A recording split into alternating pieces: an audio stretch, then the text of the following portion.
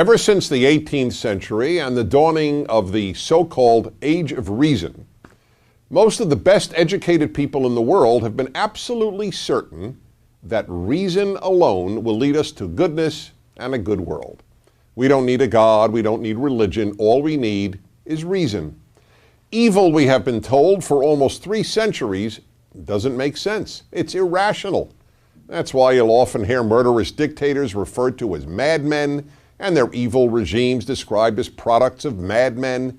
In other words, the very opposite of rational men. Stalin was irrational, Pol Pot was a madman, Mao's genocidal cultural revolution in which he directed the killing of 50 to 75 million Chinese, in peacetime no less, is routinely called madness, and the Iranian regime's calls for the annihilation of Israel are routinely dismissed as, you guessed it, irrational.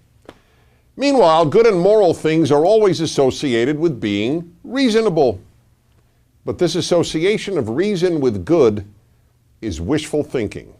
Of course, reason might argue for doing good, but it might just as well argue for doing bad.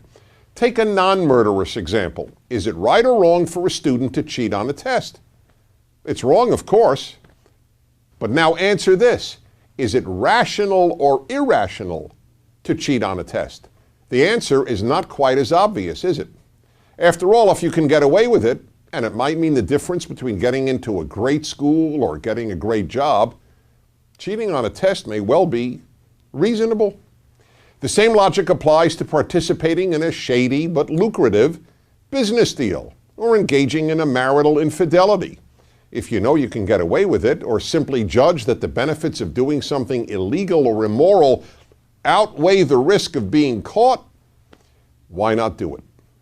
Or answer this: was it rational or irrational for a non-Jew in Nazi-occupied Europe during World War II to risk his or her life to hide a Jew? We all know that this was moral greatness of the highest order. But was it rational? Not really.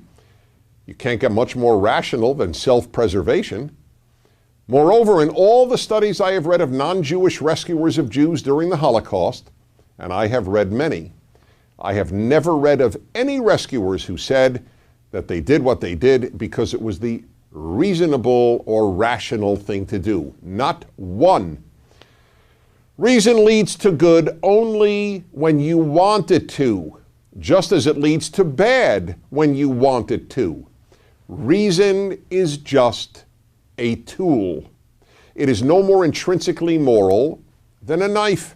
A knife can be used to murder or to torture people, but in the hands of a surgeon, it can be used to save lives. If you want to preserve liberty, then it is rational to fight and risk your life on its behalf. And if you want to maintain a fascist or a communist or an Islamist dictatorship, then it's equally rational to risk your life on its behalf. And talking about liberty, it isn't reason that makes people value liberty. Many rational people value security, or order, or territory, or theocracy, or many other things much more than they value liberty. Reason can lead people to all kinds of conclusions. For example, asked if he would kill a disabled baby, a distinguished professor of philosophy at Princeton University responded, quote, "Yes, if that was in the best interests of the baby and of the family as a whole," unquote.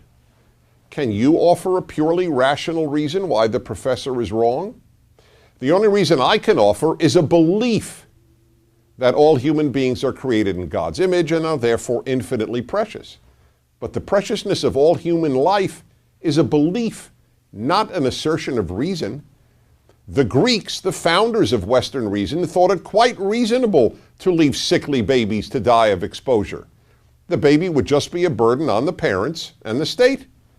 It was faith-based Jerusalem, the other parent of Western civilization, not reason-based Athens, that taught the world to keep sickly babies alive. So the next time you read of some terrible crime or some terrible regime, please don't dismiss it as irrational or mad. Call it for what it is: evil. I'm Dennis Prager.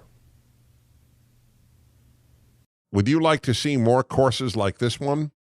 Donate, subscribe to our YouTube channel, and visit PragerUniversity.com.